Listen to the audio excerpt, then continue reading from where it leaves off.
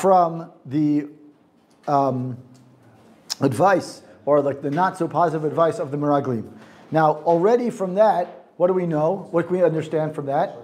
If the Midrash is if Rashi is saying that Midrash already now, that we already know, then their thought process was what? Was not necessarily positive. Right, it wasn't so positive, exactly. Because otherwise, why would you have to say what?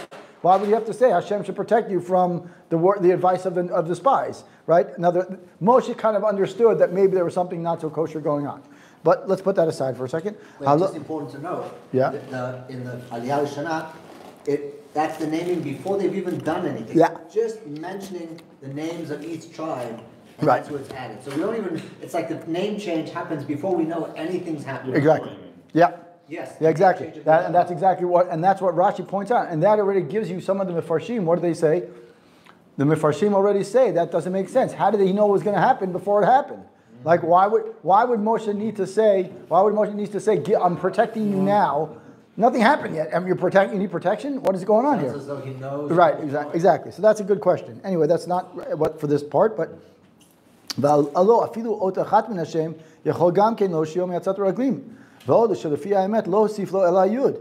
So he says, according to this, we should have just done what? One letter would have been enough. Why does it say Ya Hoshiani? Right? Ya Yoshiacha. Ya is Yud Hey, right? And what did he really add? Yud. He didn't add Yud Hey. Rashi says Yud Hey Yoshiacha. Because it included his name already. Right. So there's no real. Good question, right? It's a very good question. We all think of Hashem. Hoshea becomes Yoshua. So he added the Yud. But according to the Midrash, it actually says that Moshe added Yud and Hey. That's not correct. He says,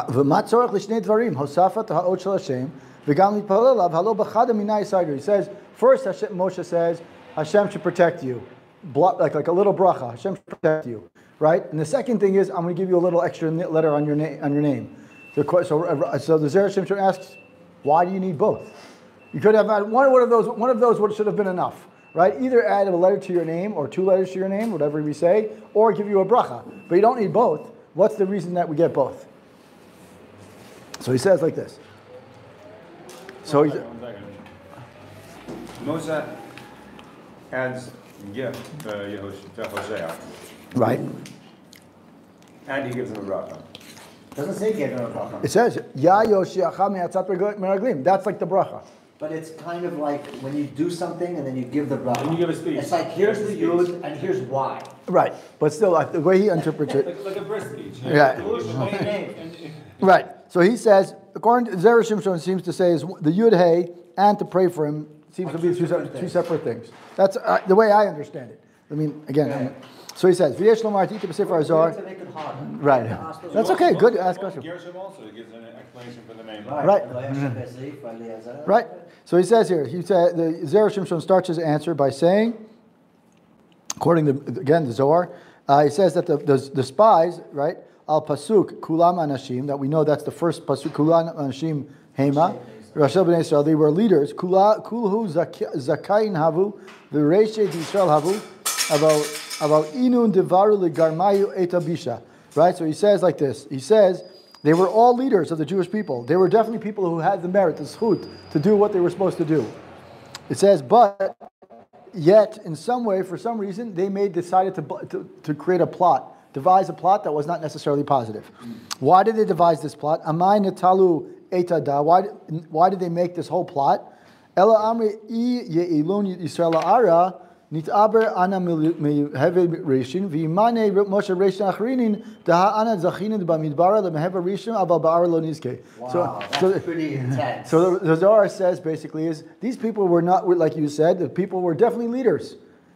So why did they start going to this whole crazy plot? Why did they make the plot twist? We were 10 feet about to cross the finish line, and they say, let's turn back around and go back around. So what's the point? Who picked these leaders? Moshe picked it, right? So they were doling. Yeah. So just like, to see him, right? Like, you see him in the secular sense, like the president of the shul. Right. No. So wasn't there a lot? I don't remember hearing a story about a lot. Because it's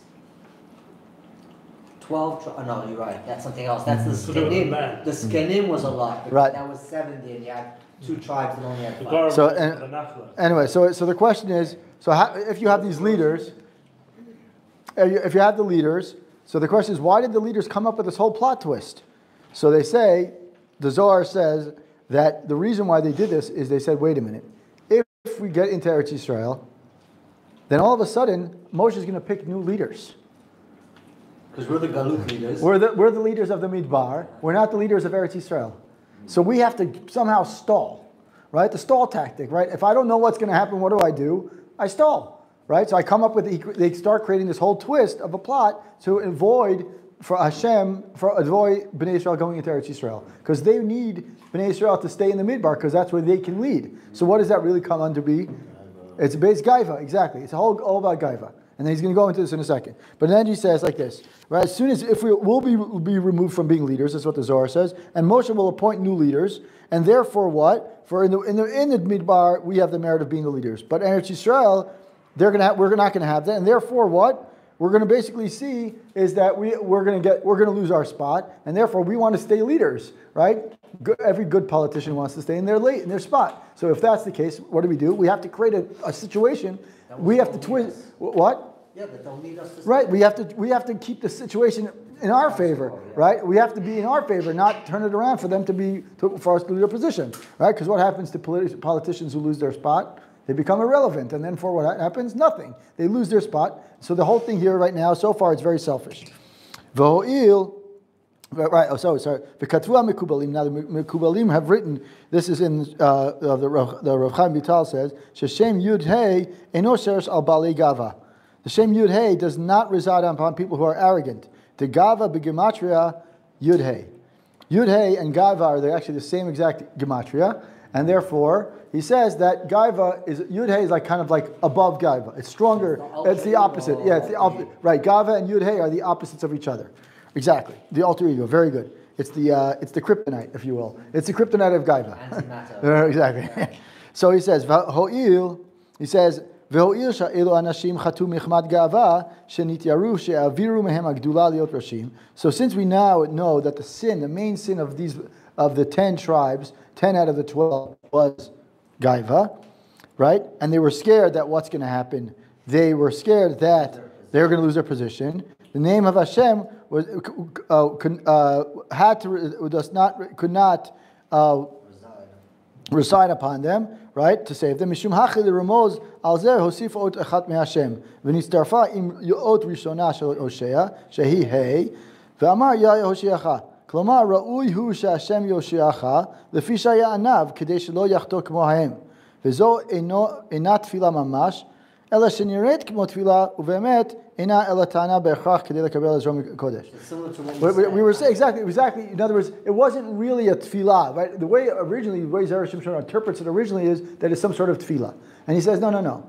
The hey was there already. The yud, Moshe actually added just one letter, and the whole point is that the yud and the hey from Hoshea's name originally together, kilu will counterbalance the ga'ava that these spies had. And therefore, he's saying is that it wasn't really a bracha. It was rather kind of interpreting or explaining, instilling, like you said, like the bris speech, right? It's like I'm back to what we're saying. Exactly. He literally says that. He literally says just that. He says that the yud. He says that? No, something similar. He says that the yud was what was actually added to his name. Yes. The hey was part of Hoshea's name originally. Right. The yud hey is the counterbalance to Gava. Gava and yud hey are the same gematria, and he says that they basically counterbalance. So anyone who has Gava, the name yud hey can't work because they fight against each other. And he says, so therefore, It's one or the other. right. It didn't know what to do with the name. So right. So then he Once says, you gave them a name, they didn't know what to do with it. right. So he says. So here he says. Then it wasn't actually a tefillah. What was happening is that he added just one letter, and it wasn't really a tefillah. It was just rather it works well with it fits in nicely. The Yud Hey and Hoshea, Yoshua, Ya Yosheacha, whatever. Now, for Yeshua, it wasn't for them. right. What do you mean? What is this statement saying? It didn't protect them because they had guidelines. It wasn't meant for them. It was meant for Yeshua. He got the letter. It was meant to protect him from their gaiva. Right. It was a tefillah for it. It was only for him. Right. Right. Correct. That was right. But you're saying it didn't protect them. No. It couldn't protect them because the Yud Hey. Like Moses They couldn't protect them because it wasn't given to them. No, because they couldn't reside on them because their gava wouldn't allow He didn't give them the Yidden, he gave it to Yeshua. Right, that's fine. That's fine. It wasn't get them at all. Start from the beginning. Correct. It wasn't meant for that. Yeah, that's fine. Okay. Because yeah. It seems that Moshe's the guy who he likes, the guy who he's been training, is Yoshua. Right. Princess. Right. I mean, he somehow worked his way in. We don't know the full story of how it got started. Kalev is the surprise character. That Kalev links up with Yoshua. And we don't know from the beginning. Batman and Robin. That's rough though, because Batman goes through a lot of Robins in the written stories. but No, he's about to ask the question: why does he only address Yehoshua and not Kalev? In a second. Yes. This is the next question. Yeah, I'm not listening. Yeah. Okay, so he says like this. Then the question is, "V'hashta nicha shitpel al Yehoshua v'lo al Kalev." So he says, now we understand. Now we can understand based on what we just said. Now we can understand why Moshe davens or says something nice, adds a letter, whatever we say, to Yoshua, not Kalev. Devish lama Yoshua hayam mechuzak bo shaya anav misharto Yoshua ben Nunar lo yamish mitoch haol bevadai shaya bitladek bedarkei rabo. Right? Ichtive va'ish Moshe anav mod. Right? So we say is Yoshua. It wouldn't be surprising for us if that Yoshua is so modest and follows the letter of the law that Moshe did, because he was literally didn't leave the ohel. He didn't. Where he started, his beginning started, he was cleaning the shul. Right, exactly. Right. So the point is that. Right, but right. So the point is that his model, his role model was Moshe. So it's not surprising that his anava, his modesty, his actions were exactly like Moshe's. No one's surprised by that. Like you said, the surprise character here is Kalev, right? Aval Kalev, but with respect, lo haya Moshe kol kach mechuzak bo, umishum hachi lo yitpalel alav. So he wasn't sure that Kalev was really going to be as humble as Yoshua. I would have thought the other way around. I would have thought the exact same thing. I would have said, some help. Yeah, exactly. Potential. That's exactly. I think last year when we learned this Torah, I said the exact same thing. I said it's the opposite. You would think that Kalev should have gotten the bracha and not Yoshua, because Yoshua knows what to do. Right. Exactly. That's my question. That was my question last year. I seem to remember that. Anyway, so he says, "Mishum hachi lo yitpalel alav." Now, v'katuv shel Yonatan b'yuzol mesayenu. He says, let's look at.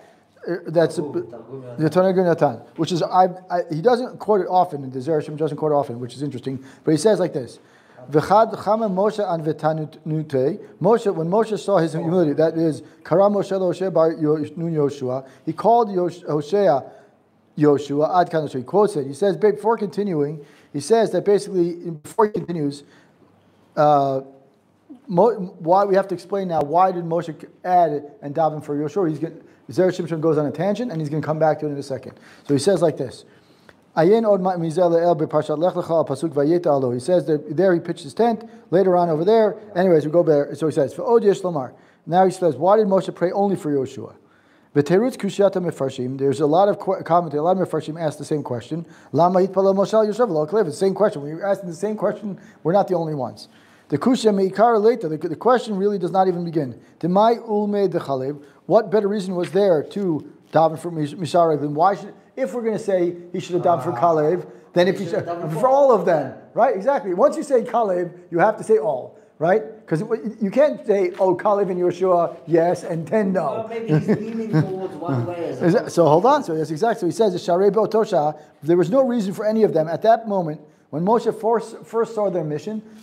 Assuming that we understand the storyline the way it is, we assume that Moshe had good intentions, meaning they walked to Moshe and said, we want to go in. Their intentions were pure, quote unquote, right? So if we understand that, so if Moshe's thought process was, okay, they're going to go in to do what they want. They explained it the way they explained it to me.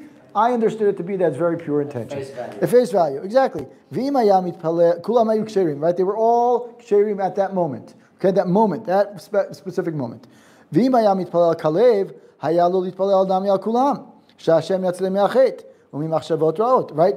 davened for Kalev at that moment, he should have done what? Davened for all of them, that they would come back with positive results. Now that's a good question also. Why didn't Moshe daven for all of them? Right? That should have been the question also. That's a good question, but that doesn't get answered here. Right? So he says he should have prayed for all of them. Right? We rewind a second. What? He gives it into Yoshua. What do you mean he prayed for Kalev? He didn't pray for Kalev. That's the point. Is why didn't he?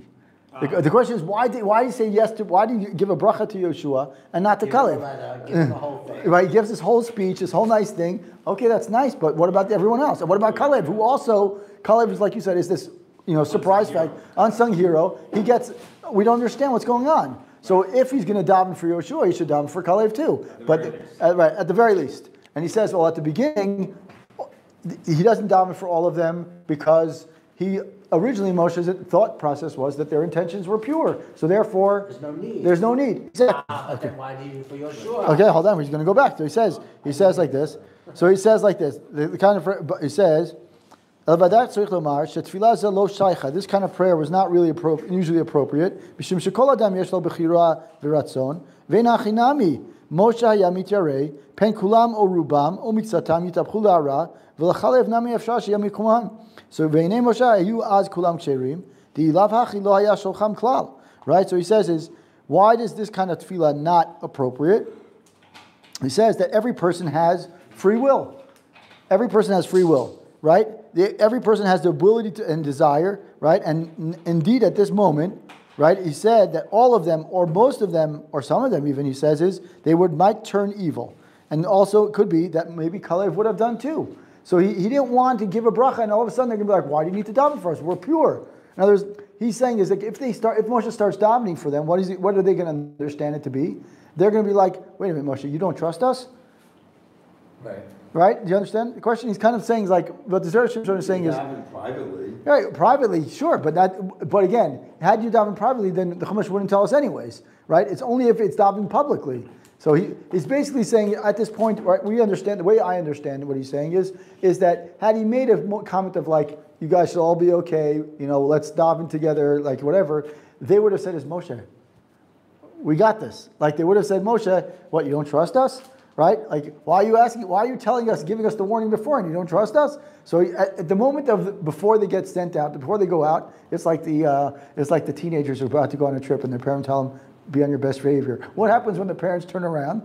What happens? The kids go out and party, and they're like, "Yeah, we're free," right? Same thing. Like Moshe sees them and says, "Okay, their intentions are good, so therefore I trust them," right? But right, of course they have free will to do what they want, but I can't. I'm not going to give out this whole thing. So he says, he did not say, in other words, yes, he might be concerned that they might be not necessarily the most positive, but outside of Safek, רצה לתמוך ידי יהושע בתפילה ניצחת שמן השמיים לא ינחל להיות ניסת בעצתם אם יבואו בכלל עצה רעה הואיל שהיה עניו כנזכר. But since he was so humble and deserving of such special bracha, Moshe felt that it was appropriate to give a bracha only to Yehoshua and not to everyone. His humility basically warranted his bracha that was above and beyond everyone else. The other 11, Moshe says, there's a chance that my bracha might not even go on them because what's going to happen? They have the free will to turn on it. So why should I didn't say why, but he says I'm most concerned about Yeshua's humility, and his humility could be a strength. It could also be a weakness. Right? The weakness is that if you're so humble, you may get pulled along, right? You may get dragged along, or you're so humble you won't say anything, but you'll find the right moment to do some sort of action. That's why Moshe says, "Okay, I'm going to give you." It could also be that Moshe noticed that if he kind of what he said beforehand, that if he thought that there's any chance that his tefillah will work, right? It's dafka on Yeshua because he's so anav, right? So he wouldn't misunderstand the interpretation of tefillah, right? Like you said about exactly right. So he says like this. Now that's one answer. One second. Yeah. They were all leaders except for Kalev and Yeshua, right? Wow. They were all leaders. Yes. They were all leaders. Yeah. Who was Kalev? Where did he come from? No, he was also a leader. Kalev was also a leader. Okay, so I have to tell you. Simply, think about it. He's your protege. Right. Setting him out to the ring with all this gedol. You got to give him some chizuk. Kalev or Yoshua? Yoshua. Yeah, it's exactly what he's saying. Is exactly that. He says, "You of all people, Yoshua, you need the chizuk the most." Because you're an honor, but also you shouldn't because you think that they're so great, and then you're an honor, but you're going to follow them. You need chizuk. Right. So that's exactly what Moshe was. He was Yotzim Klal. Right. That's exactly what he's saying. Is Yoshua was the exception to the rule. The 11 other people were leaders, but his modesty could be viewed as either a strength, and therefore he won't say anything. Therefore, Moshe needs to give him a bracha, or because he didn't say anything, he needs a bracha even more. Right? Either way, you look at it as in comparison to the other leaders, their intention is purely arrogance. They're pure arrogance. This statue was even known yet. It was like David before it became well known. Exactly. Right? And you imagine you got the Moshe Gadol Torah in front of you, right? And you walk in. And even though you're what are you gonna do? Like, okay, whatever you say, right? Right. So exactly, that's exactly right. So that's answer number one, is that Moshe gave a bracha specifically to Yoshua because he was his protege, and therefore he felt that the bracha he would need the bracha the most because the behaviors should. This was his first public act. Yeah, his first public, exactly. His first public act. Yes, his debut. Yes. Debut, yeah. This is the Yoshua. There is a real correlation with August and everything after. You think about them, how they both came out of obscurity Right. to be the leaders. And if you look around for a leader, you're not going to look at Yoshua at that point. Right. You're not. Just like you weren't going to look at Shaul David. was the same story. So anyway, so we're gonna go through the next drush, the next piece of the drush, and then I'm gonna repeat my story that I opened the Zera this Torah with, today's lesson with, because I want everyone. I made a point that Charles said you must repeat the story 1,000,000 times.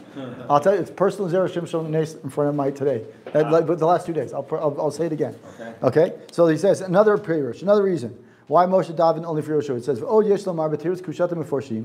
Dilama hitpala Moshe al Yoshua v'lo al achirim." Why did he daven only for Yoshua, not the others? She'Hashem yatzlem yitzhara v'niyar mishum panim mishum maso panim badavar. It seems like he's showing favorites, right? And that's also a very simple question. By the way, another thing is, I would have said, you said, oh, maybe he's the humble guy.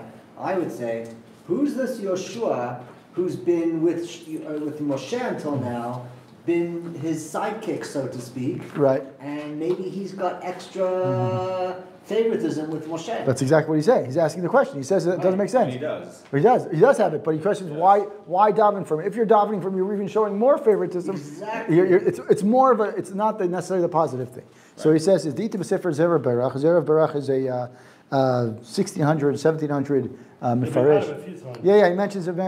It seems to be like he was like that was like enlightened or anti-enlightened? No, he's definitely anti-enlightened, but he was around the same time as the Zera Shimshon, definitely. Darkened. Yeah, V'Shem Ha'ari, and he says, he quotes the Ari HaKadosh, he says, so he says, yeah, he says, "Atabich nisatam la'aretz atzar kadosh baruch hu sheitaber be'elu yud bet nisim nishmat yud bet shvatim k'dei letaken otam lo yichtu." So he says, now again, I don't get everything about what's going on in the Zohar or Kabbalah, but he says is that when they entered Eretz Yisrael to go spy the land, Hashem wanted that the souls of the 12 tribes, the 12 Nisim, could kind of basically do is move into the lives of these 12 of the 12 tribes. Yeah, encapsulate the 12. In other words, the 12 Nisim should kind of follow suit or follow in the footsteps of the 12 tribes. Kilu l'takein k'tzat of what the v'lo yichatu. In other words, so that way they would not sin that they did in the past. What did the 12 tribes do? We know that there was the Fachot Michirat Yosef is one that we know about. Brothers. Right. So they're saying these 12 tribes sinned. So now these 12 Nisim we're supposed to do is take the role of the 12 and kind of correct that which happened in the past. Sin of the brothers. Yeah, well, I don't like to use that word, but yes, we'll use those words. There's an obvious reason why not. They came up with it in the first place. Exactly. So they would not sin, and as it did. Im kol zeh lo ho'il klum. Omnam Levi nitgalgel b'Yoshua. So he says Levi moved in. According to this, Levi goes into Yoshua. Now, how does he get to that? I don't know. I didn't follow. One second. Levi of the 12 tribes. The tribes become the avatar of the brothers. Correct. And Levi goes. Yoshua goes into Levi. Correct. Levi. Yoshua. Correct. goes Levi. into Levi. Correct. Okay. Levi, Even though Yoshua was from Shevet, meaning like Yoshua, Shevet, Menashe. Menashe, Yoshua bin Nun, I think it's Ephraim. I'm not looking at the Pesukim right now. I believe so. Anyways, so the point is that he goes into Levi. Now, how does it? That's again. This is based on. He's staying with the original message, and I mean he's not trying to overthrow Moses' intention, the way that Levi kind of comes to overthrow his father's intentions. Right, and that right, A couple of occasions. exactly. So he says here, since they had no portion, so he says, Ki shevet Levi lo shalach meragel, the tribe of Levi itself did not send a spy.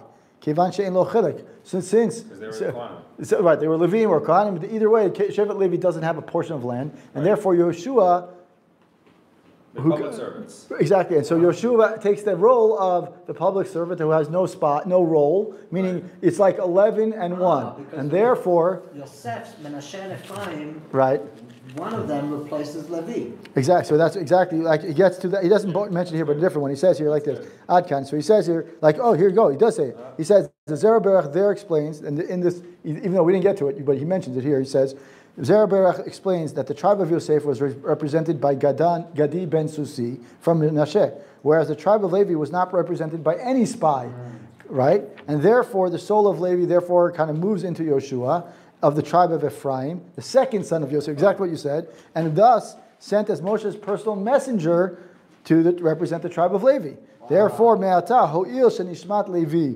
hayta rosh shivto shel Moshe Rabbeinu shel alav shalom Shapir avad liot makpid alav yoter me'alachrim v'leika masok panim klal mipnei she'ata hu davar nogei al atzmo. In other words, Levi and Yoshua, who corresponds to him, were coming basically representing Moshe. And since Moshe is, it's not favoritism, it's for me. It's not because I prefer you. You're representing me here. I need you. This is the Rebbe, and this is his Talmud. Right. So the Rebbe's Talmud is going to be a shliach. Moshe, as a tribe of Levi, doesn't go out. Right. He doesn't go out as one of the spies. Correct. But he allows his soul to transmigrate into Ephraim. Right. He's represented by Yoshua, and that's kind of like right. So I'm going to end just the way I started because we're about to finish. So I'm going to end just the way I started. I start with the story of what happened in the last 3 months, so you can understand that Zera Shimshon literally, for those people who don't believe it, it happened to me personally. I'm going to say it again. So 3 months ago, with where I work, they were announcing budget cuts, and therefore people were going to be called what they called redundant, right? Cuts. Okay. So 3 months ago, we didn't know what was going on. There was like very unclear on Purim time. I added davening, whatever. Right. Nothing happened. Pesach time, nothing happened. Right. Okay. A month ago, right after Pesach, they said, okay, we now can make announcements. In a few weeks, we're going to tell you which departments are going to get impacted. Okay, fine. A week ago, they say, okay, the marketing department will be impacted. There will be impact. And we're going to have one-on-one. That's one of the department I work in. We're going to have one-on-one meetings with every person, and whoever was impacted will, but no one-on-one. So as soon as I knew this was 1 week, a week ago, I said, "Li neder, I'm going to give tzedakah, extra tzedakah, if if my job is intact, and I'm going to learn extra Zera Shimshon, and etc. etc." The day before the call, I got invited to a meeting, a one-on-one meeting with my boss's boss, and it's important that I say my boss's boss and not my direct boss. So my boss's boss. No, I'll tell you why it's even more impactful in a second. Yeah. So my boss's boss, she says, okay, Wednesday at 10:30, you have a meeting with me. Mm-hmm. And I was really nervous, mamish nervous, and I said, okay, I'm going to give tzedakah before. As soon as I got the meeting, I said, I'm going to give tzedakah now, b'zchut, that whatever, and I'm going to give an extra amount of money, not a small amount, then bli neder if I get the right, the positive results. You did b'zchut the Zera Shimshon? And I said, I'm going to learn extra Zera Shimshon. And I said, tzedakah wasn't b'zchut. No. I said, I'm going to learn extra Zera Shimshon, and I'm going to give tzedakah. Yeah. Okay. Then on Wednesday at 10:30, I get a call. She says, you were not impacted. As soon as I finished the call with her, I gave the amount, or almost the full amount. I gave almost the full amount of money, and then I was mashlim almost all of it yesterday at night. So why did I say it was my boss's boss? Mm-hmm. Because my boss was impacted. Wow. She's on vacation. Last week she went on vacation. She was impacted. And the 2 other people in my team were also impacted by it. Huh. So I was like, yeah, that's nisim. Like mom was like, I was like, there's. They choose? I don't know. There was no. That's exactly. We're a team of. I'm a team of 7. Like we are like it's like I work on multiple teams. Each one of the teams had one person impacted, but not me. In other words, like I work with different people for different projects. Every one of those teams had someone impacted, but not me. Do they see how you work? I don't know. I asked, is there like a rhyme or reason? They're like, well, this team we have to have, from this region, this amount of people have to be cut. this region had to have some. And I was just like, I don't It'd understand. be funny Like, if this Basco came out as they're about to speak with those Zera Shimshon. but these people are not Jews. They're like that. The point is like none of these people. I work at a non-Jewish company based in Sweden. I'm the only person in Israel who works in marketing. Like you have to like say like Mamish Yad Hashem in the thing. I'm telling you, it was wild. Like I told it. Company based in Sweden. Yeah, I work for a Swedish tech company. Yeah. Amazing. Hi. Anyway, Baruch Adonai Olam Amen v'Amen. Wow. Golden. What are your hours? Generally about 10 in the morning till about 5:30, 6 in the evening. And then he finishes Zera Shimshon, he goes to work. And he still does have Yeah, what? It's you. Let's not talk about, he does have